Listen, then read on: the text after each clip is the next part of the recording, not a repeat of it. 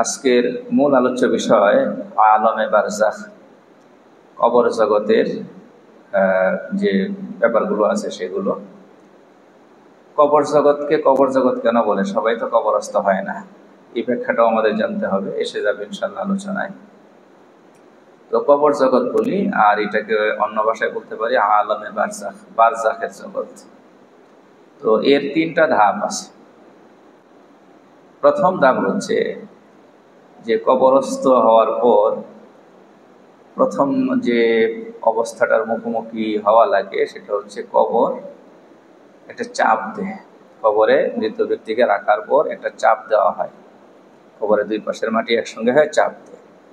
তো আজকে আমরা জানার চেষ্টা করব প্রথমে যে এই চাপটা কি সবার জন্যই কিনা, নাকি শুধু যারা অবিশ্বাসী, কাফের অথবা বদকার এই কিসিমের লোকের জন্যই, নাকি নেককারদের জন্য, এটাও আমরা জানবো ইনশাআল্লাহ।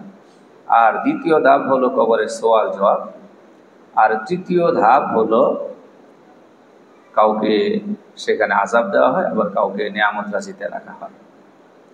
তো এর আগে আমাদের কথা শুরু করতে হবে একটু ওই দুনিয়ার জীবন থেকে আমরা যখন এই আখিরাতের জীবনে যাই, এই যাওয়াটা কিভাবে হয় এই ব্যাপারে একটি হাদিসে শোনাবো, বাকি হাদিসটা অনেক দীর্ঘ। হযরত বারা ইবনে আযিব রাদিয়াল্লাহু তাআলা আনহু তিনি বলেন যে একদিন এক আনসারী সাহাবী ইন্তেকাল করেছেন, তার জানাজায় রাসূল সাল্লাল্লাহু আলাইহি ওয়াসাল্লামের সঙ্গে আমরা উপস্থিত হই। তখনও কবর খননের কাজ শেষ হয়নি, আমরা কবরস্থানে চলে যাই। রাসূল কারীম সাল্লাল্লাহু আলাইহি ওয়াসাল্লাম সেখানে বসে যান, আমরাও নবীজির চারপাশে বসে যাই। তো আমরা একেবারেই নীরব ছিলাম, শান্ত ছিলাম, সুস্থির ছিলাম। কাআন্না আলা রুউসিনা তায়র, এতটা আমরা শান্তভাবে বসা ছিলাম, একেবারে সুস্থিরভাবে বসা ছিলাম, যেন আমাদের মাথার উপর পাখি বসে আছে, যেন আমাদের মাথার উপর পাখি বসে আছে। এটা একটা দৃষ্টান্ত। আমরা যারা গ্রাম থেকে এসেছি অথবা গ্রামে যাদের এখনো যাওয়া আসা হয়, তারা হয়তো এই দৃশ্যটা দেখে থাকতে পারে যে অনেক সময় গরু মাঠে ঘাস খাচ্ছে, তার পিঠের উপর যদি একটা পাখি বসে যায়, তখন দেখা যায় এই গরুটা স্থির হয়ে দাঁড়িয়ে আছে, ঘাস খাওয়া বন্ধ। কি রহস্য? পাখি পিঠে বসলে এইভাবে নড়াচড়া বন্ধ করে দেয়, ঘাস খাওয়া পর্যন্ত বন্ধ করে দেয়, স্থির হয়ে দাঁড়িয়ে যায়, কি কারণে সেটাও অজানা। তবে এটা ঠিক, এমনটা হয়। আপনারা কেউ দেখেছেন কিনা? আমি দেখেছি। তো এই দৃষ্টান্ত হাদিসে, একাধিক হাদিসে এসেছে যে সাহাবায়ে কেরাম রাসূল কারীম সাল্লাল্লাহু আলাইহি ওয়াসাল্লামের সামনে যখন কথা শোনার জন্য, আলোচনা শোনার জন্য, হাদিস শোনার জন্য বসতেন, এতটা সুস্থির হয়ে বসতেন যেন তাদের মাথার উপর পাখি বসে আছে। এখানে ওই দৃষ্টান্তটা এসেছে। নবীজির হাতে একটা কাঠি ছিল, ইয়ানকুতুল আরদা, তিনি সেই কাঠি দিয়ে জমিনে কিছু আঁকিবুকি করছেন, আঁকাআঁকি করছেন। এটাও একটা অবস্থা। মানুষ যখন কোনো বিষয়ে গভীর চিন্তায় বিভোর থাকে, মগ্ন থাকে, তখন হাতে যদি কলম থাকে দেখা যায় এমনিতেই উদ্দেশ্যহীনভাবে কিছু আঁকাআঁকি করতেছে। তো আবার যদি মাটিতে বসা থাকে তাহলে মাটিতে আঁকিবুকি করছে। রাসূল কারীম সাল্লাল্লাহু আলাইহি ওয়াসাল্লাম তিনি এরকম একটা কাঠি ছিল হাতে, তিনি মাটিতে কি যেন আঁকছেন। খানিক পরে নবীজি মাথা উঁচু করলেন, সবার দিকে তাকাইলেন, তাকিয়ে প্রথম যে কথাটা বললেন, ইস্তাঈযু বিল্লাহি মিন আযাবিল কবর, ইস্তাঈযু বিল্লাহি মিন আযাবিল কবর, ইস্তাঈযু বিল্লাহি মিন আযাবিল কবর। দুইবার বলেছেন অথবা তিনবার বলেছেন, বর্ণনাকারী বলেছেন মাররাতাইন আও সালাসান। নবীজি এই কথাটা দুইবার অথবা তিনবার বলেছেন, মানে খুব গুরুত্বপূর্ণ কথা। কি সেটা? তোমরা আল্লাহর কাছে কবরের আযাব থেকে আশ্রয় চাও, তোমরা আল্লাহর কাছে কবরের আযাব থেকে আশ্রয় চাও। প্রথম কথা এটা দিয়ে নবীজি শুরু করেছে। এখন আমরা আমাদের সঙ্গে যদি একটু কথাটাকে মিলিয়ে নিই, যে আমরা প্রতিদিনের ভেতরে আল্লাহর কাছে একবারও কি কবরের আযাব থেকে পানা চেয়েছি? আমাদের তো চাওয়া দরকার, নবীজির তো চাওয়ার দরকার ছিল না। নবীজি চাইতেন, আমাদের চাওয়ার দরকার, কারণ আমাদের কোনো কি নেই, সনদ আছে নাকি যে কবরে আযাব হবে না? এই সনদ কারো নাই, এই গ্যারান্টি কারো জন্য নাই। তাহলে আমাদের জন্য এটা অতীব জরুরি। নবী সাল্লাল্লাহু আলাইহি ওয়াসাল্লাম আমাদেরকে বলে গিয়েছেন যে তোমরা কবরে আযাব থেকে পানা চাও। এখন এই যে কবরে আযাব থেকে আপনি আমি পানা চাইব, এটা দুই ভাবে হইতে পারে। কয়ভাবে হইতে পারে? দুই ভাবে। একটা তো একেবারে খুব সহজ, সেটা হলো আমি আপনি আমার আপনার ভাষায় আল্লাহর কাছে বললাম যে আল্লাহ কবরে আযাব থেকে আমাদেরকে পানা দেন, আশ্রয় দেন, কবরে যখন যাব সেখানে যেন আযাব না হয়। এটা নিজেদের ভাষায় নিজেরা আমরা বলতে পারি, তবে বলা উচিত, প্রতিদিন কি বলা উচিত। আর একটা সূরত আছে হলো এর চেয়ে উত্তম, সেটা হলো নবীজি সাল্লাল্লাহু আলাইহি ওয়াসাল্লাম যেভাবে করে আল্লাহর কাছে কবরে আযাব থেকে পানা চাইতেন, এটাও তো নবীজি শেখানোর জন্যই চাইতেন। নাকি নবীজির কবরে আযাব হওয়ার কোন রকম সম্ভাবনা আছে? ছিল না। নবীজি কিভাবে চাইতেন? নবীজি নামাজের ভেতরে চাইতেন। নামাজে সালাম ফেরানোর আগে একটা দোয়ার জায়গা আছে, আছে না নাই? আমরা যেখানে দোয়ায় মাসুর করি, এটা যে দোয়া বেশিরভাগ মুসলমান তাও কি করি না, জানি না। এটা কিন্তু দোয়ার জায়গা। রাসূল সাল্লাল্লাহু আলাইহি ওয়াসাল্লাম এখানে একাধিক দোয়া পড়তেন, এক এক সময় এক একটা পড়তেন। আবার আপনি যদি একসঙ্গে কয়েকটা পড়তে চান, দুইটা পড়তে চান, তিনটা পড়তে চান, তারও কি আছে, সুযোগ আছে। তো নবীজি এইখানে অনেক সময় পড়তেন। কি পড়তেন? আল্লাহুম্মা ইন্নী আউযু বিকা মিন আযাবিল কবরি, আল্লাহ আপনার কাছে কবরে আযাব থেকে পানা চাই। ওয়া আউযু বিকা মিন ফিতনাতিল মাসিহিদ দাজ্জাল, এবং দাজ্জালের ফিতনা থেকে আপনার কাছে পানাহ চাই। আমাদেরকে শিখাইছেন, আমাদের শেখা দরকার। দাজ্জালের ফিতনা বড় কঠিন হবে, এটা থেকে কে বাঁচতে পারবো কে বাঁচতে পারবো না বলা কঠিন। এই জন্য আল্লাহর কাছে কি চাওয়া চাই? একটা কথা মনে রাখতে হবে, নবীজি যেখানে আল্লাহর কাছে আশ্রয় চাওয়ার দোয়া শিখাইছেন, যে সব বিষয়ে শিখাইছেন, বুঝতে হবে এগুলো বড় জটিল। এগুলোর মোকাবেলা বুদ্ধি দিয়ে করা যাবে না, শক্তি দিয়ে করা যাবে না। যেমন একটা একবারে খুব সহজ দৃষ্টান্ত দিয়ে ফেলি, আমরা শয়তান থেকে আল্লাহর কাছে আশ্রয় চাই কি চাই না? কি পড়ি? আউযু বিল্লাহি মিনাশ শাইতানির রাজীম পড়ি না? অন্যভাবেও অনেক সময় চাই। তো এই যে শয়তান থেকে পানা চাওয়াটা নবীজি শিখাইছেন কেন? কারণ শয়তানের সঙ্গে মোকাবেলা করার অন্য কোনো ব্যবস্থা আছে নাকি? শয়তানকে তো আমরা দেখিই না। তাহলে এর সঙ্গে আমরা আমাদের মতো করে কোনো শক্তি প্রয়োগ করে তাকে পরাভূত করতে পারবো, তাকে বেকায়দায় ফেলতে পারবো, এটা সম্ভব না। এখানে আল্লাহর কাছে আশ্রয় চাইতে হবে। এরকম ভাবে বাকিগুলা বোঝার দরকার। যেখানে আমাদের শক্তি চলবে না, আমরা কোনোভাবে পারবো না, সেখানে কার কাছে আশ্রয় চাওয়ার দরকার? তো দাজ্জালটা এমন যে প্রত্যেক নবী, নবী সাল্লাল্লাহু আলাইহি ওয়াসাল্লাম বলেছেন যে প্রত্যেক নবী ওনার সময়ের ওনার উম্মতকে সাবধান করে গেছেন দাজ্জাল আসতে পারে। আর আমরা তো শেষ উম্মত, আমাদের ক্ষেত্রে তার কোনো বিকল্প কিছু নেই, আসবে। কার হায়াতে এসে যায় বলা যায় না। তো নবীজি শিখেছেন, এটাও আমাদের চাওয়া উচিত। এরপরে ওয়া মিন ফিতনাতিল মাহইয়া ওয়া ফিতনাতিল মামাত, জীবনের যত ফিতনা আছে সেগুলো থেকে আপনার কাছে পানা চাই। জীবনে কত রকমের পরীক্ষায় আমরা পড়ি, সেগুলোর থেকে আল্লাহর কাছে পানা চাওয়া হচ্ছে। তারপরে ফিতনাতিল মামাত, মৃত্যুর ফিতনা, কালিমা নিয়ে মরা, সেটা একটা কঠিন ব্যাপার। কবরে যাওয়ার পরে সওয়াল জবাব, সেখানে আরেক ব্যাপার আছে। আযাবের ব্যাপার আছে। সেইগুলো থেকে নবীজি কি করতেন? পানা চাইতেন। তারপরে ওয়া আউযু বিকা মিনাল মা'সামি ওয়াল মাগরামি, আল্লাহ আপনার কাছে পানা চাই পাপ থেকে, গুনাহ থেকে। আল্লাহ যদি দয়া করে কাউকে গুনাহ থেকে ফিরিয়ে রাখে, তার জন্যই গুনাহ থেকে বাঁচাটা কি হয়? সহজ হয়। নতুবা আমরা কয়জন পারি? এই যে গীবত যে মারাত্মক কবিরা গুনাহ, সবাই জানি, আখের সবাই করি। তাহলে এখানেও কি দরকার? আল্লাহর আশ্রয় দরকার আছে না নাই?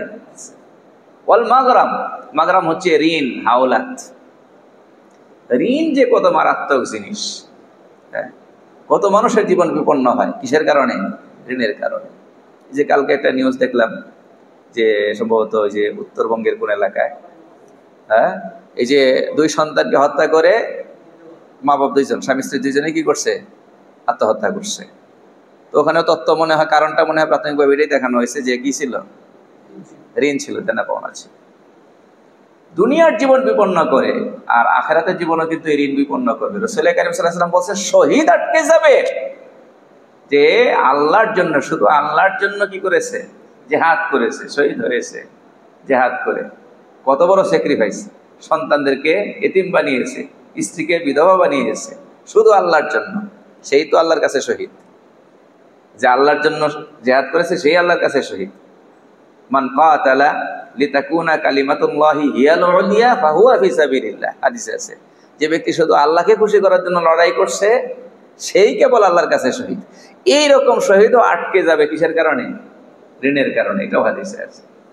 তো এই ঋণ আল্লাহ আমাদের জীবনকে সহজ করেন। কতজন ঋণের ঝামেলায় আটকে যায়, নিজের অজান্তে অনেক সময় আটকে যায়। তো নবীজি এখান থেকেও পানা চাওয়া শিখাইছেন। যাক, প্রসঙ্গত অনেকগুলো বিষয়ের কথা এসে গেছে। এক, এই দোয়া। এই দোয়াটা নবীজি কখন করতেন? নামাজের ভেতরে। কখন? নামাজের ভেতরে, সালাম ফেরানোর আগে। এই এক পদ্ধতি হতে পারে। সকাল সন্ধ্যার দোয়ার মধ্যে নবীজি কি করতেন? আল্লাহর কাছে ওই কবরে আযাব থেকে আশ্রয় চেতেন। যেমন একটা দোয়া সকাল সন্ধ্যায় পড়তেন। শুনিয়ে ফেলি, একবার শুনে আপনারা মুখস্থ করতে পারবেন না আমি জানি, নিজের ভাষায় তো কমসে কম এই কথাগুলো বলা যাবে যে নবীজি এই এই বিষয়গুলো থেকে পানা চাইতেন, আমাদেরও চাওয়া উচিত। নবীজি এই প্রথমে এইভাবে করে বলতেন। কয়েকটা বিষয় এখানে এসে গেছে। আল্লাহুম্মা আফিনি ফি বাদানি, আল্লাহুম্মা আফিনি ফি সামঈ, আল্লাহুম্মা আফিনি ফি বাসারি। আয় আল্লাহ, আমার শরীরটাকে সুস্থ রাখেন। এখানে শরীর বলতে পূর্ণ শরীর, মাথা থেকে নিয়ে পা পর্যন্ত সুস্থ রাখেন। সুস্থতার মালিককে এই জামানায় আরো বেশি দরকার। কত জটিল কঠিন রোগ মানুষ সমানে আক্রান্ত হচ্ছে। 2 নাম্বার, ওয়াআফিনি ফি সামঈ, আপনি আমার শ্রবণ শক্তিটা সুস্থ রাখেন। ওয়াআফিনি ফি বাসারি, আমার দৃষ্টি শক্তিকে সুস্থ রাখেন। প্রথমে কিন্তু বাদান বলছে, মাথা থেকে নিয়ে পা পর্যন্ত। এরপরে স্পেশালি আরো 2টা কথা বলছে, শ্রবণ শক্তি আর দৃষ্টি শক্তি। হারাইলে শেষ। লা ইলাহা ইল্লা আনতা। এরপরে আল্লাহুম্মা ইন্নী আউযু বিকা মিনাল কুফরি ওয়াল ফাকরি ওয়া আযাবিল কবরি। ইয়া আল্লাহ, আপনার কাছে 3টা বিষয় থেকে পানাহ চাই। এক হচ্ছে দারিদ্র, এক হচ্ছে কি? দারিদ্র। প্রথম হচ্ছে কুফরি, ঈমান যেন হারিয়ে না দিই। 2 নাম্বার হচ্ছে দারিদ্র, 3 নাম্বার হচ্ছে আযাবের কবর। সকালে 3 বার, সন্ধ্যায় 3 বার। তাহলে কি বুঝলাম? যে প্রতিদিন নবীজি যদি কি করেন, নামাজের ভেতরে নামাজের বাইরে সকাল সন্ধ্যায় কবরে আযাব থেকে আশ্রয় চান, আল্লাহর কাছে পানাহ চান, তাহলে আমাদের দরকার আছে না নাই? কথা বলেন। অবশ্যই আছে। এরপরে নবীজি বলেন, একটা মানুষ যখন দুনিয়ার জীবনের শেষ মুহূর্ত আর পরকালের জীবনের প্রথম মুহূর্ত এইরকম একটা অবস্থায় উপনীত হয়, এরকম একটা সময় উপনীত হয়, আর যদি লোকটা নেককার হয় তাহলে তার রূহ কবজ করার জন্য প্রথমে আসে ফেরেশতাদের একটা বিরাট দল। উজ্জ্বল চেহারা, পোশাক উজ্জ্বল, কাআন্না ওয়ুজুহাহুম আশ-শামস, তাদের চেহারাটা যেন সূর্যের মতো। এক একজনের চেহারা সূর্যের মতো। বসে যায় মাদ্দাল বাসার, দৃষ্টির সীমা যতটুক জায়গা দখল, মানে যতটুক যায় অতটুক জায়গা নিয়ে তারা বসে যায়। এরপরে আসে হলো মালাকুল মাউত। মালাকুল মাউত এসে এই রূহটা কিন্তু কেড়ে নিয়ে যায় না। মালাকুল মাউত এসে তার মাথার কাছে বসে। আর ওই ফেরেশতাগুলো খালি হাতে আসে না, তাদের হাতে থাকে হলো জান্নাতের কাফন। রুহের জন্য তো আমরা কাফনের ব্যবস্থা করি না? আমরা দোকান থেকে, বাজার থেকে যে কাফন কিনে পরাইয়া দিই, এটা তো হলো শরীরের কাফন। রুহের জন্য জান্নাত থেকে কাফন নিয়ে আসে এবং সেখান থেকে সুগন্ধি নিয়ে আসে। ওগুলো ওই যে ফেরেশতাদের দল যেটা আসছে তারা নিয়ে আসে। মালাকুল মাউত মাথার পাশে বসে বসে বুঝিয়ে শুনিয়ে রুহটাকে ডাকে। সেটা আমি আপনাদেরকে বিস্তারিত শুনিয়েছিলাম। ডাকে, আইয়াতুহান নাফসুত তাইয়্যিবাহ উখরুজি ইলা মাগফিরাতিন মিনাল্লাহি ওয়া রিদওয়ান। হে পবিত্র আত্মা, তুমি আল্লাহর ক্ষমা এবং আল্লাহর সন্তুষ্টির উদ্দেশ্যে বেরিয়ে আসো। বের হয়ে আল্লাহর ক্ষমার উদ্দেশ্যে চলো, আল্লাহর সন্তুষ্টির উদ্দেশ্যে চলো। আল্লাহ তোমার জন্য অনেক আয়োজন করে রাখছে। এরপরে রুহটা বের হয় কেমনে? সেটারও দৃষ্টান্ত হাদিসের মধ্যে আসছে যে একটা মশক, আজকাল তো মশক নেই, পানির বোতল আছে। পানির বোতল যদি এইটার এই পানির বোতলটা খালি থাকে, খালি বলতে পানি ছিল এখন নাই, তারপরে তলার মধ্যে 2-1 ফোঁটা পানি থাকবে, অল্প স্বল্প পানি থাকবে। এই বোতলটাকে যদি উপর করা হয় তাহলে ওই যে নিচে তলার মধ্যে 1-2 ফোঁটা পানি ছিল সেগুলো আস্তে আস্তে আস্তে আস্তে করে গড়িয়ে বের হয়ে আসবে। তো ইমানদারের রূহ, নেককারের রূহ এমনি করে বের হয়ে আসে। আলোচনা আমরা আগে করেছিলাম, গত সপ্তাহের আগের সপ্তাহে, মৃত্যুর সময় এই রূহ কবজা করার সময় নেককারের কষ্ট হয় নাকি হয় না? আর মনে আছে? হয় না। এই জন্য সব আলোচনায় থাকতে হবে। সবার কষ্ট হয়, কেউ এখান থেকে কি নাই, বাদ নাই। স্বয়ং রসুল করিম সাল্লাল্লাহু আলাইহি ওয়াসাল্লামেরও ইন্তেকালের সময় কি হয়েছে, কষ্ট হয়েছে। তিনি বলতেছিলেন বারবার, সামনে একটা পানির বাটি রাখা ছিল, সেখান থেকে পানি নিয়ে চেহারা এই ভিজা হাত ভিজিয়ে চেহারা বারবার মুছতেছিলেন আর বলতেছিলেন লা ইলাহা ইল্লাল্লাহ ইন্না লিল মাউতি সাকরাত, আল্লাহ ছাড়া কোনো উপাস্য নাই, মৃত্যুর নিশ্চয় যন্ত্রণা রয়েছে। এর মানে কষ্ট সবারই হয়, বোঝা যাক অথবা না বোঝা যাক। হ্যাঁ, সবার কষ্ট কি হয় না, একরকম হয় না। এই আলোচনাও করেছিলাম, সবার কষ্ট কি হয় না, একরকম হয় না। আমি সহজে দৃষ্টান্ত দিয়ে বলেছিলাম যে এটা একটা অপারেশন। এটা একটা কি বলেন না, অপারেশন। কারো কিডনিতে পাথর হয়েছে, বের করা লাগবে। যত আধুনিক চিকিৎসা পদ্ধতিতে বের করুক, তারপরেও কষ্ট আছে না নাই? এই অপারেশনের জন্য সে তৈরি হইতে কষ্ট হয়, মানসিকভাবে নিজেকে প্রস্তুত করতে কষ্ট হয়, একটা ভীতি কাজ করে কি করে না? তো আমার আপনার সামনে তো এর চেয়ে বড় অপারেশনটা আছে, রুহটা বের করা হবে। এটা তো একটা অপারেশন। ডাক্তার খুব মমতার সাথে করে, এইখানেও নেককারে রোগ কবজা করবে ফেরেশতারা খুব মমতার সাথে, সব ঠিক আছে, তারপরেও কষ্ট। তো অপারেশনকে যদি ভয় করি, সেটার জন্য যদি চিন্তিত হই, তাহলে এই যে রুহ কবজা হবে, মৃত্যু হবে, নামাজ কালাম পড়তেছি বলে একেবারে নিশ্চিন্ত হয়ে বসে থাকলাম, এটা কিন্তু বুঝি নাই, দিন বুঝি নাই, কোরআন হাদিসের বক্তব্য বুঝি নাই। তো মালাকুল মাউত রুহটা বের করে হাতের মধ্যে নেওয়ার পরে মালাকুল মাউতের হাতে রুহটা থাকতে দেওয়া হয় না, সাথে সাথে নিয়ে এনে ওই যে সাথে আসা ফেরেশতারা, আগে আসা ফেরেশতারা, তারা ওই জান্নাতি কাফনের মধ্যে নিয়ে এনে তারপরে সেটার মধ্যে সুগন্ধি মাখে, এরপরে রওনা হয়ে যায়। আল্লাহ তাআলার এই জমিনেও ফেরেশতাদের জায়গায় জায়গায় টিম আছে, তারা বিভিন্ন কাজে রত। গুরুত্বপূর্ণ ফেরেশতারা দেখে জিজ্ঞাসা করে, এটা কার রূহ, এত সুন্দর পবিত্র রূহ কার এটা? তো পরিচয় দেওয়া হয়, অমুকের ছেলে অমুক, নামটা খুব সুন্দর করে নেওয়া হয়। বড় কোনো অনুষ্ঠানে কোনো বিশেষ অতিথির নাম যেমন সম্মানের সাথে নেওয়া হয়, ওইরকম সবচেয়ে সুন্দর নামটা দিয়া বাবার নামটা সুন্দর করে উল্লেখ করে, অমুকের ছেলে অমুকের রূহ। তারপরে প্রথম আকাশে। এগুলো সব আমি হাদিসের ধারাবাহিক তর্জমা করতেছি। এই হাদিস যেটা শোনাচ্ছি এটা সুনানে, এটা মুসনাদে আহমদে আছে, 18,534 নম্বর হাদিস। কারো সংগ্রহে থাকলে দেখে নিতে পারবেন ইনশাআল্লাহ। এরপরে প্রথম আকাশে কোরআন বলছে এবং হাদিসেও আছে, আকাশগুলোতে কি আছে, গেট আছে। তো ওই প্রথম আকাশের কাছে যখন চলে যায়, গেটের কাছে যায়, তখন ওই গেটম্যান সেখানে যে আছে ফেরেশতা জিজ্ঞাসা করে কে আসছে, পরিচয় দেওয়া হয়। তারপরে ওই প্রথম আকাশে ওঠে। প্রথম আকাশ থেকে দ্বিতীয় আকাশে যাওয়ার সময় প্রথম আকাশের বিভিন্ন কাজে নিয়োজিত আল্লাহর যে ফেরেশতাগুলো আছে, সবচেয়ে গুরুত্বপূর্ণ ফেরেশতা যারা, মুকাররাব ফেরেশতা যারা, হাদিসের শব্দ, তারা সাথে যায় বিদায় দেওয়ার জন্য। প্রথম আকাশ অতিক্রম করে দ্বিতীয় আকাশে যাবে, তো একা ছেড়ে দেওয়া হয় না। যেই ফেরেশতার দল যারা আসছিল রূহ কবজা করার সময়, শুধু তারা না, এদের সাথে প্রথম আকাশের গুরুত্বপূর্ণ ফেরেশতারাও কি করে, সাথে যাইতে থাকে। এটা তার সম্মান। আমি অনেক চিন্তা করে একটা দৃষ্টান্ত পাইলাম। মনে করেন কক্সবাজার থেকে একজন গুরুত্বপূর্ণ রাষ্ট্রীয় মেহমান ঢাকায় আসবেন, বাই রোড আসবেন, বিমানে আসবেন না, হেলিকপ্টারে আসবেন না। এখন এতটা গুরুত্বপূর্ণ মেহমান কক্সবাজার থেকে যখন রওনা করছেন, তো কক্সবাজারের ওখানের যে একেবারে সবচেয়ে সরকারি গুরুত্বপূর্ণ লোক যারা আছে, DC, ADC, SP, civil surgeon, জেলা জজ, জেলা শিক্ষা অফিসার, এই কিসিমের গুরুত্বপূর্ণ লোক আগে পরে সব সাথে হয়ে গেছে, আগায় দিবে কোন পর্যন্ত, চট্টগ্রাম পর্যন্ত। তারপরে চট্টগ্রাম জেলার এরকম গুরুত্বপূর্ণ লোক যারা আছে, ডিসি, এসপি, এডিসি, আরো যারা আছে, এরা সবাই ওনাকে আগায় দিল ফেনী পর্যন্ত। এরপরে ফেনী যখন আসছে, ফেনী থেকে এবার ফেনী জেলার গুরুত্বপূর্ণ সরকারি লোক যারা আছে, তারা আগায় দিল কুমিল্লা পর্যন্ত, কুমিল্লা থেকে নারায়ণগঞ্জ পর্যন্ত, সেইখান থেকে ঢাকা পর্যন্ত। আমার জানান এরকম হয় কিনা, যদি হয় মেহমান কত গুরুত্বপূর্ণ। আল্লাহ তাআলা নেককারের রূহকে যখন উপরের দিকে পৌঁছাবেন, এরকম আয়োজন করে পৌঁছান।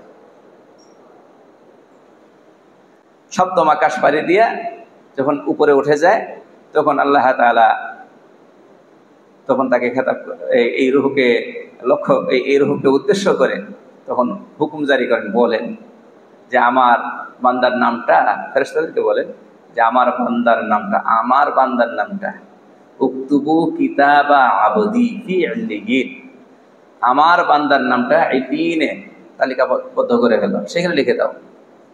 কোথায়? ইল্লিয়িন। ইল্লিয়িন 7 আকাশের উপরে, সেখানে নেককারদের রূহ লিপিবদ্ধ করা হয়।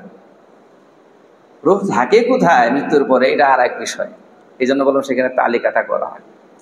এরপরে আল্লাহ তাআলা বলেন দ্বিতীয় কথা, যে তার রূহটাকে ওই জমিনে ফিরিয়ে নেওয়া আবার, কারণ সেখান থেকেই সৃষ্টি করেছিলাম। হ্যাঁ, তো সেখানে ফিরিয়ে নাও, আবার সেখান থেকে আবার উঠাবো। মিনহা খালাকনাকুম ওয়া ফিহা নুঈদুকুম ওয়া মিনহা নুখরিজুকুম তারাতান উখরা। এই মাটি থেকে সৃষ্টি করেছিলাম, এখানে আবার ফিরিয়ে দেবো। ওই যে মৃত্যুর পর আবারও ফিরিয়ে দেওয়া হচ্ছে।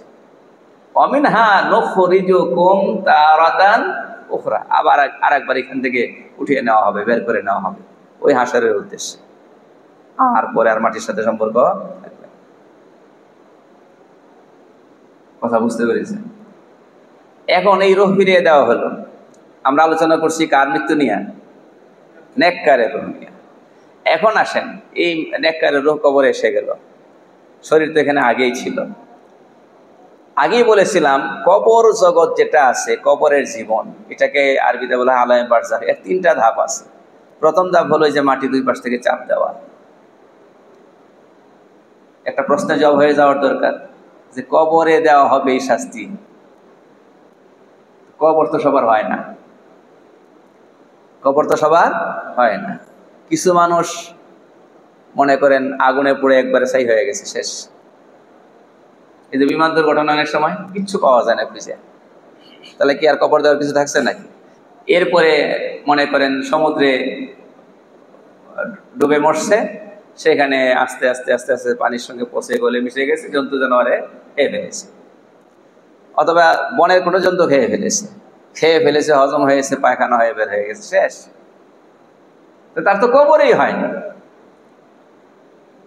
বুঝছেন? তো এখানে এটা বুঝতে হবে, কবর জগৎ বা কবরের জীবন এটা একটা পরিভাষা। এটা একটা কি পরিভাষা?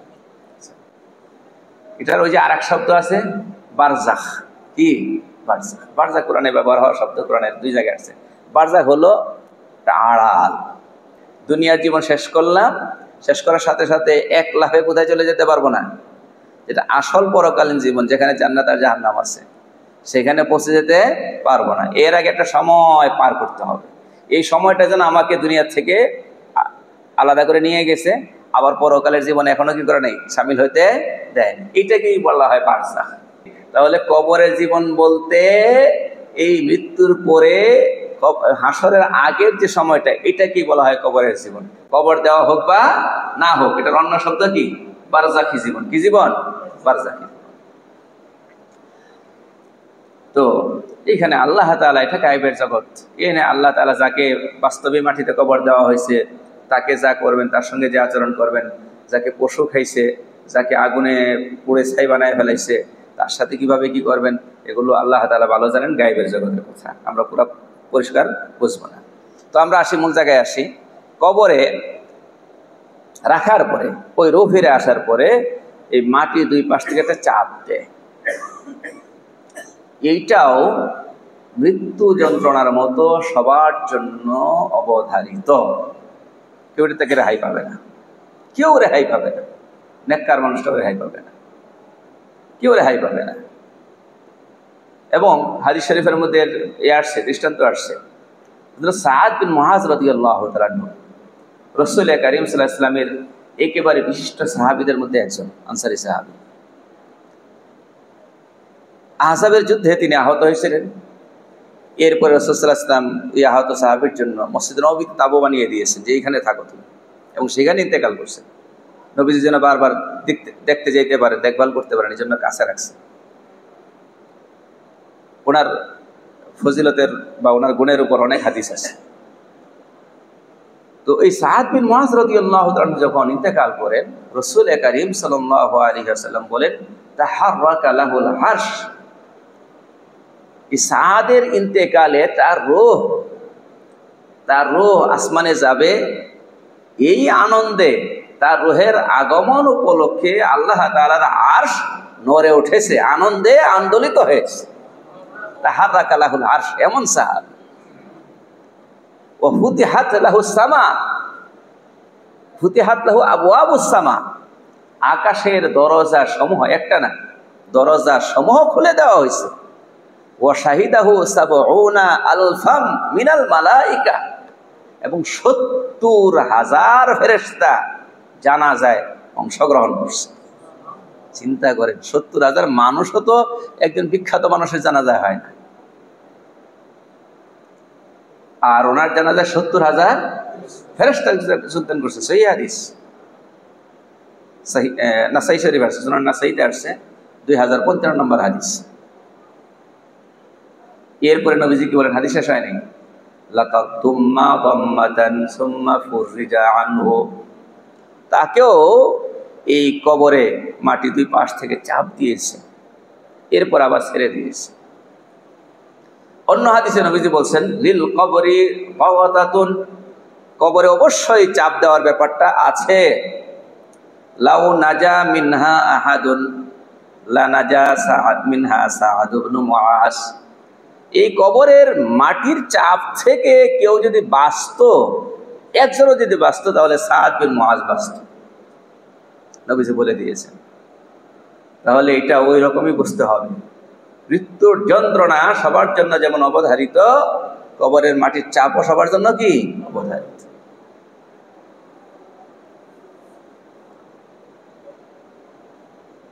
হ্যাঁ, এখানেও আগের মতো কথা হবে, এটা সবার জন্য একরকম হবে না। নেককারের জন্য খুবই হালকাভাবে হবে। দুনিয়ার জীবনে আমরা কিন্তু অনেক সময় কিছু কষ্ট পাই, এটা মেনে নিতে হয়, এবং এটার ব্যতিক্রম কিছু করার থাকে না। যেমন মনে করেন একটা ছোট্ট বাচ্চা, 2 বছর, 2.5 বছর, 1.5 বছর, এই বাচ্চাটা যে কোনো কারণে ব্লাড টেস্ট করা লাগবে, তো ডায়াগনস্টিক সেন্টারে যাওয়ার পরে দেখা যায় কি করা হচ্ছে, তার রক্ত নেওয়া হচ্ছে, মা কুলে নিয়ে বসে আছে, বাচ্চাও কষ্ট পাচ্ছে, মাও কষ্ট পাচ্ছে, পাচ্ছে কি বাচ্চা না, কথা বলেন না, এটা তো একটা কষ্ট। আবার কাউকে পিটানো হচ্ছে, সেটাও একটা কষ্ট, কেউ আগুনে পুড়তেছে, সেটাও একটা কষ্ট। সব কষ্ট কিন্তু কিনা একরকম না। এই যে এইখানে দেখেন, ডায়াগনস্টিক সেন্টারে মা যখন বসা আছে, বাচ্চাটাকে গুলে নিয়ে, আর ওইখান থেকে কি করা হচ্ছে, রক্ত নেওয়া হচ্ছে। এখানে মার কিন্তু কলিজায় রক্ত তো বাচ্চার গা থেকে নিচ্ছে, মানে মায়ের কলিজা থেকে নিচ্ছে, এরকম সে কিন্তু একটা কষ্ট পাচ্ছে। এরকম করেই ব্যাখ্যা দেওয়া হয় আর কি, যে নেককারেরও যে চাপ দেওয়া হবে সেটা এরকম একটা কিছু আর কি। তবে চাপ দেওয়া হবে, এটা ঠিক আছে। এই জন্য কবরটাকে অত হালকাভাবে নেওয়ার কি নেই, সুযোগ নেই। তাহলে কবর জীবনের প্রথম ধাপ বলতে গেলে এটা, রেখে তো আসে সবাই, রেখে আসার পরে এই কাহিনীটা হয়। তারপরে হলো সওয়াল জবাব, ফেরেশতা আসে। তো এক ফেরেশতার নাম কি মুনকার, আর একজনের নাম নাকির। এই নামগুলো কেন দেওয়া হয়েছে বা এই নামের তাৎপর্য কি, সেটাও কিতাবের মধ্যে আসছে, হাদিসের কিতাবের মধ্যে। মানে এদের চেহারা থাকবে, মুনকার আর নাকিরের মূল অর্থ একই, অপরিচিত।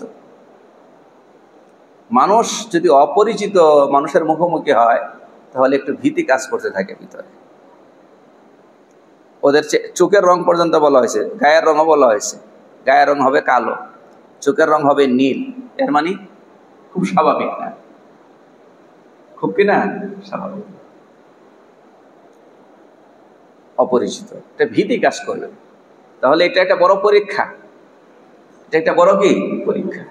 আচ্ছা, আপনারা নিশ্চয়ই খেয়াল করেছেন, নিজেরা যদি ওইসব জায়গায় গিয়ে নাও থাকেন, তাও অন্তত জানেন, এই যে বিচারক যেখানে বসে দুনিয়ার আদালতে, এবং আসামিকে যেখানে জেরা করা হয়, এটা কি আমাদের মতো এরকম মসজিদের মতো এরকম জায়গা, নাকি সাধারণ কোনো রুমের মতো বা অফিসের মতো এরকম না? সেটা মানে আপনার ওটা বানাই এরকম করে যে সেখানে একজন গেলে একটু তার মধ্যে কি করবে, একটুটা ভালো ভীতি কাজ করবে, ওই পরিবেশে সে প্রভাবিত হবে।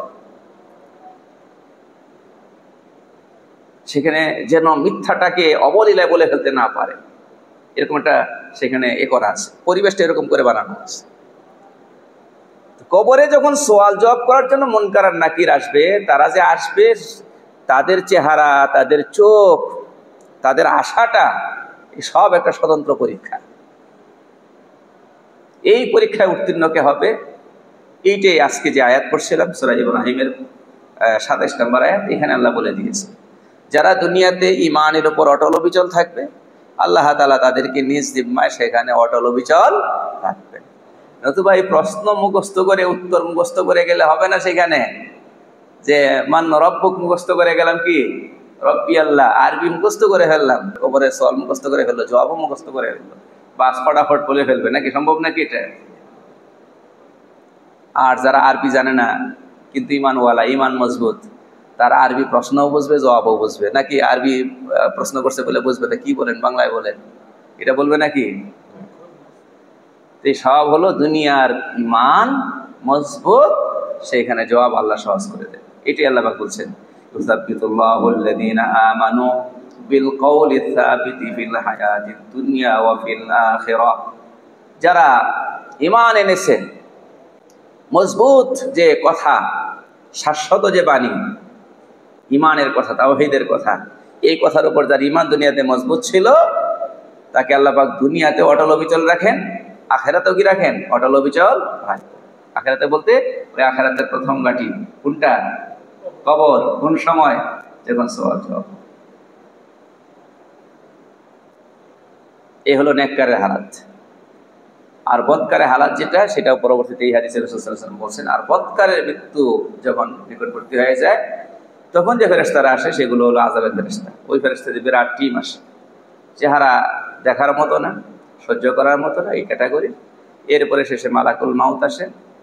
মালাকুল মাউত এসে তার রূহটা কেড়ে নেয়। তাকে যখন প্রথমে একটা হুঙ্কার দেওয়া হয়, আইয়াতুহান নাফসুল খাবিসা উখরুজি ইলা সাখাতি মিনাল্লাহি আগাদাব, ও পাপিষ্ট নাপাক আত্মা, বের হয়ে আল্লাহর ক্রোধ এবং গজবের দিকে চল। এটা বলার সাথে সাথে রূহটা, এই হাদিসে এটা বলা হয়েছে, তাতাফাররাকু ফিল বাদান, শরীরের মধ্যে বিক্ষিপ্তভাবে ছড়িয়ে যায়, লুকায়। রূহ এটা দেখি না। অনেক আগে আমি একটা বই পড়েছিলাম, সেখানে বলা হয়েছে যে এক গবেষক দল তারা জানতে চেষ্টা করলেন, বোঝার চেষ্টা করলেন মৃত্যুর সময় শরীর থেকে কোনো কিছু আউট হয় কিনা, বের হয় কিনা। মুসলমান যেটা বলে রূহ বের হয়ে যায়, তেমন আসলে কিছু হয় কিনা, বাস্তবে তো দেখা যায় না কিছু। কথা বলেন, দেখা যায় না। তারা চিন্তা করলেন যে আমরা একটু ওটা গবেষণা করি। তো কেমনে গবেষণা করবে? তারা একটা গ্লাসের বানাইলো, ফ্রেম বানাইলো, মানে বক্স বানাইলো গ্লাসের বড় করে, এটার ভেতরে একটা মুমূর্ষ ব্যক্তিকে ঢুকায় রাখছে। হতে পারে যে সেখানে সাময়িকভাবে অক্সিজেন পাওয়ার জন্য হয়তো অক্সিজেনের কোনো যন্ত্র আজকাল আছে না, যেমন কৃত্রিম অক্সিজেনের ব্যবস্থা, সেটা হয়তো গ্লাসের ভেতরেই রাখছে। মুমূর্ষ ব্যক্তি, কোনো ছিদ্র নেই, কিচ্ছু নেই।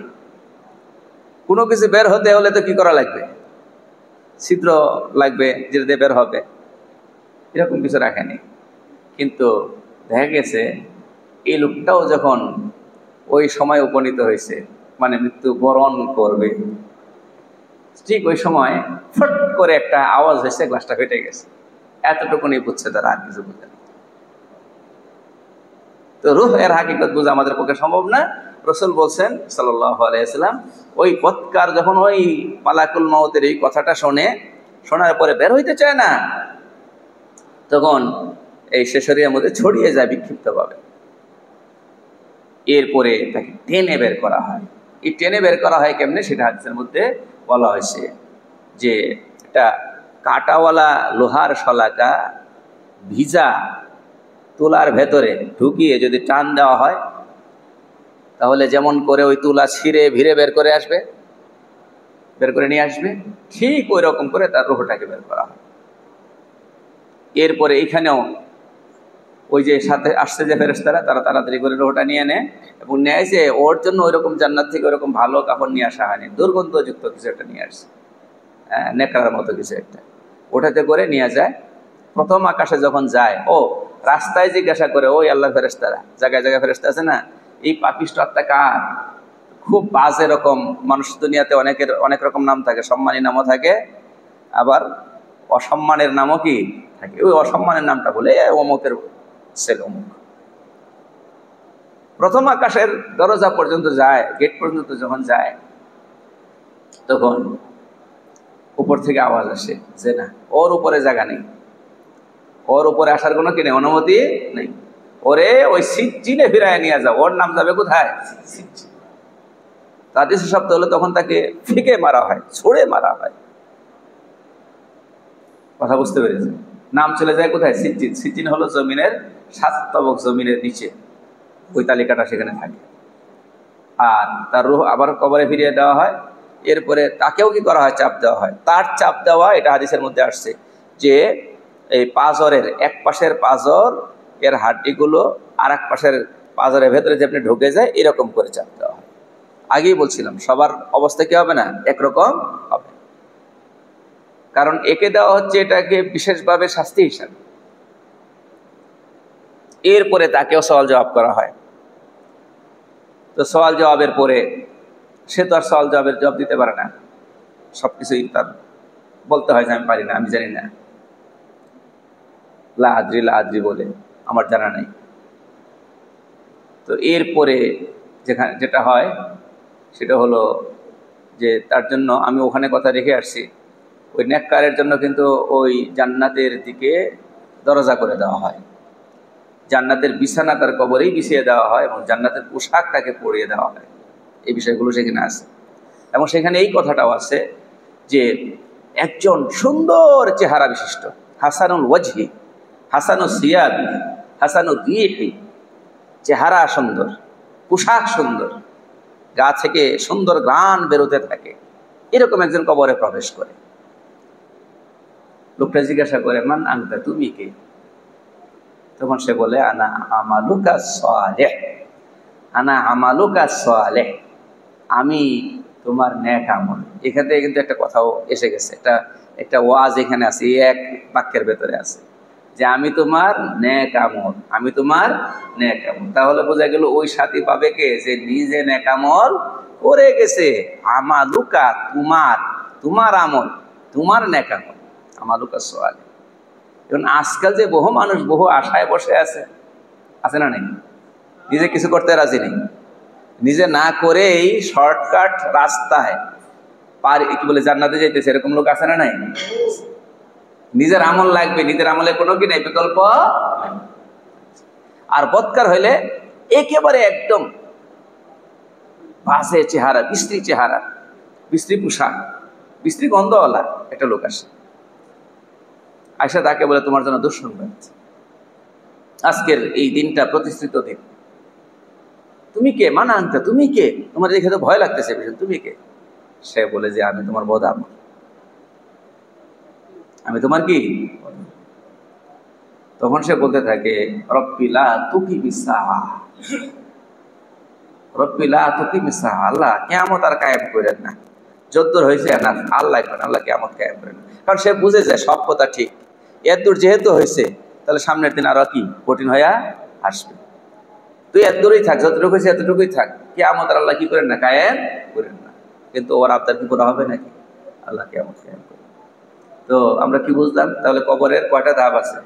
3টা ধাপ। 1 নম্বর হলো মাটির চাপ, 2 নম্বর হলো সওয়াল জবাব। সওয়াল জবাবটা খুব সহজ নাকি? এই পরীক্ষার হলের মতো বসে গেলে লিখে ফেলবো বা জিজ্ঞাসা করবে ভাইবা পরীক্ষার মতো, ওরকম নাকি? না, এটা পরীক্ষা। ফিতনা বলা হয়েছে হাদিসে। ফিতনা মানে ওই যে বললাম, ফেরেশতারা আসবে একটা ভীতিপূর্ণ অবস্থা তৈরি করে, এটা পরীক্ষা, এটার জন্য দোয়া হওয়া আছে। আর আযাব, কবরে আযাব সম্পর্কে ইনশাল্লাহ এটা তো আলাদা একটা বিষয়, এই বিষয়ে সামনে ইনশাল্লাহ আরেকদিন আলোচনা করব।